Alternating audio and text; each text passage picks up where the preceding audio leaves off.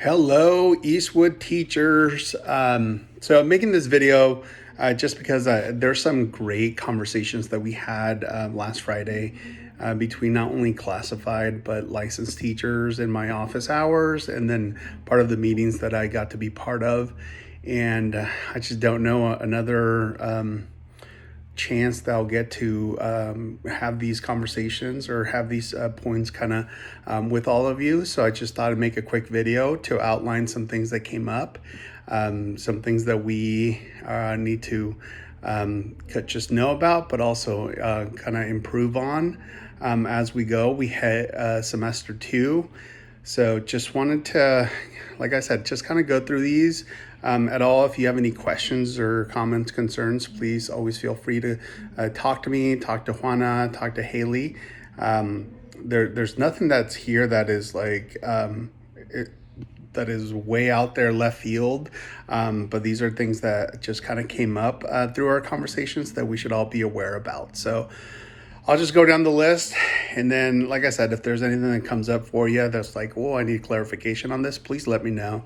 We're here to support you. So we'll start it off. We need to make sure that we're calling home on things.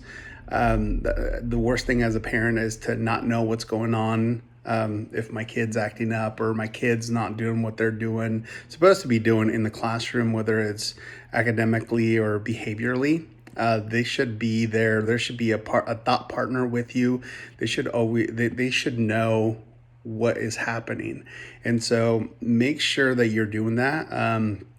We're always calling home, and we're always trying to see how we can better support them, but they can support us. So make sure those phone calls get made.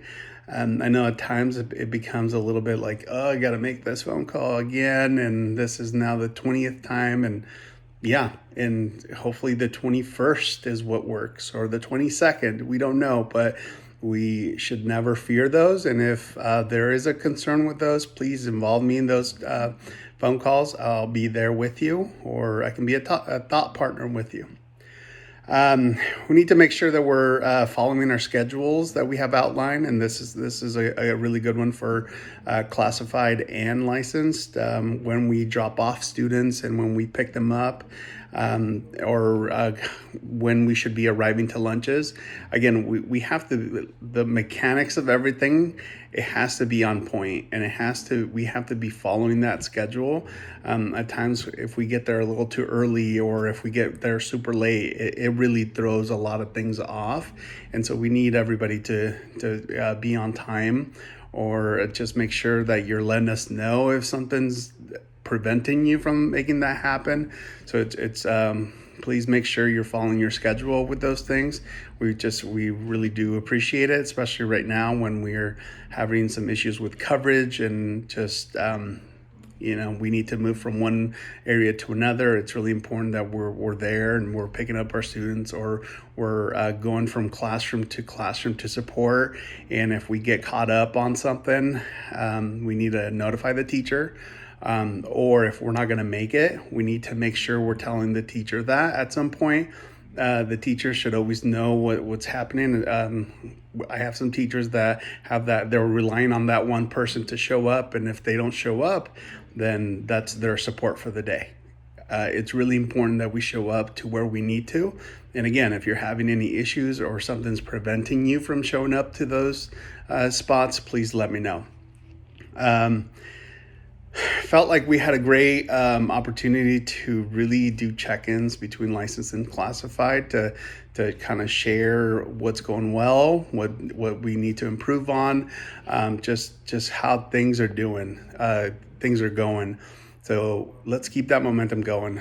We should always find a time during the week to do just a simple check-in. Yeah, it could be an email, it could be a text message, it could be just a quick 2-minute, 3-minute meeting between licensed teacher and classified teacher. Whatever it is, whatever mode of conversation or communication you want to have, please do that.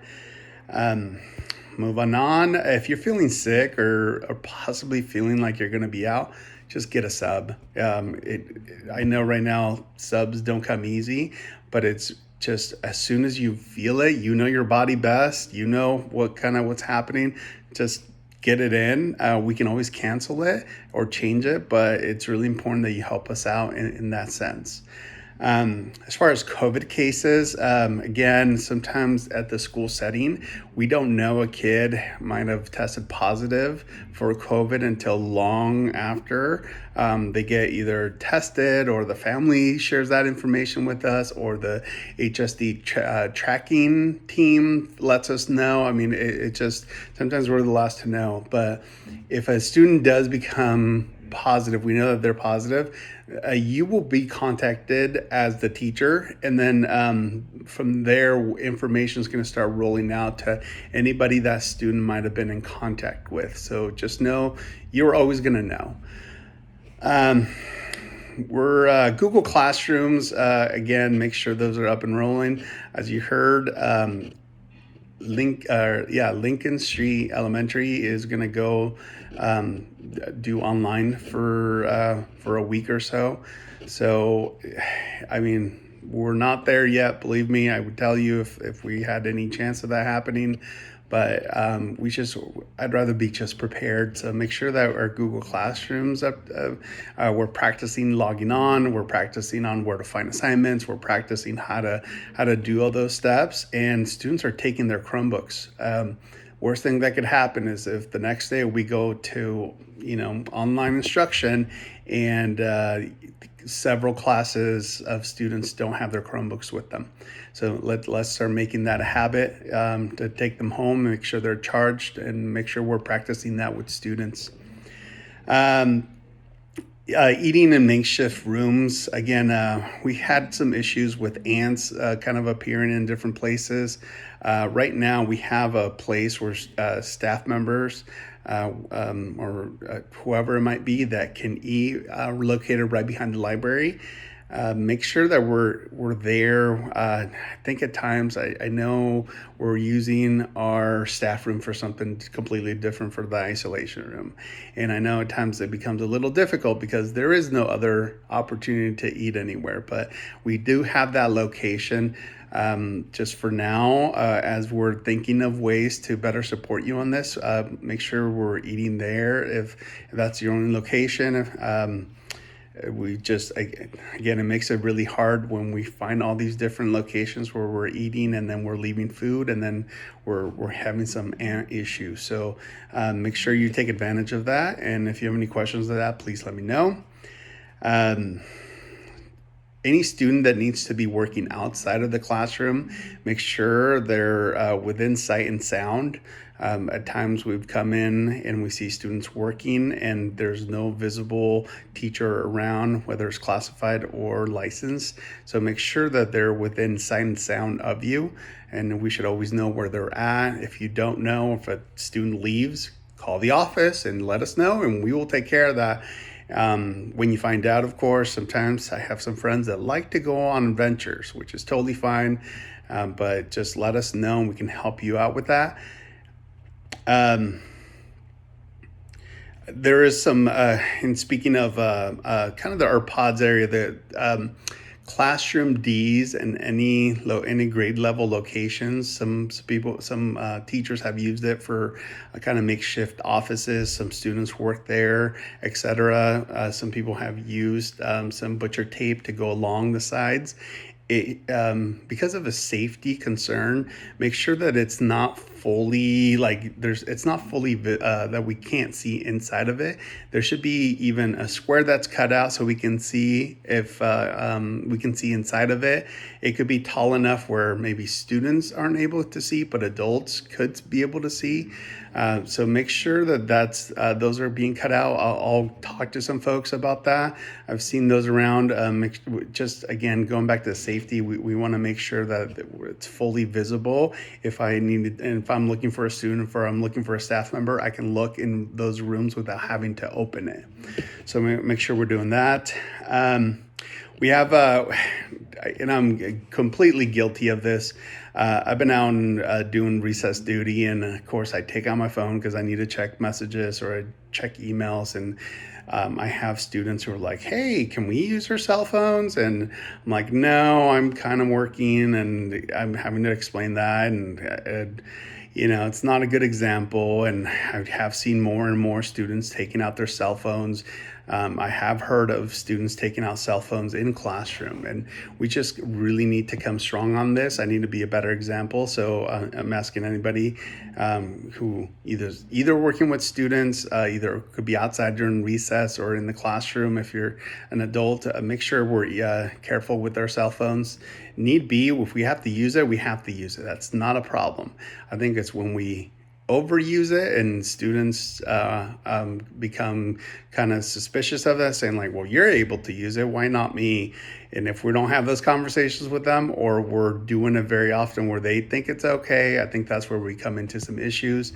But nevertheless, let's be a good example, and then make sure that they know that they can use it. So we'll try to be as best example to that, if that makes sense. If you're ever like, well, do we have a cell phone policy? Yes, we do. And I'll link that on this video right underneath so you're able to see it. It is a cell phone policy that I've sent out to families and students, but this is something that we need to review and be really good on.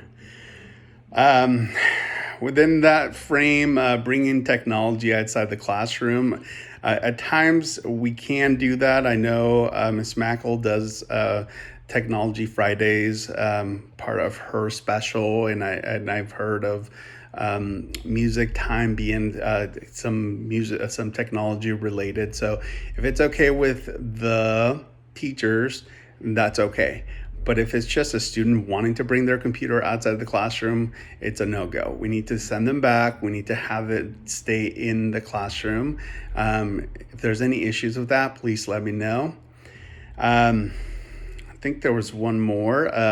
Make sure classroom teachers that we're checking in with our specialist about behaviors or anything that's happening. I know a lot of you do a great job of that.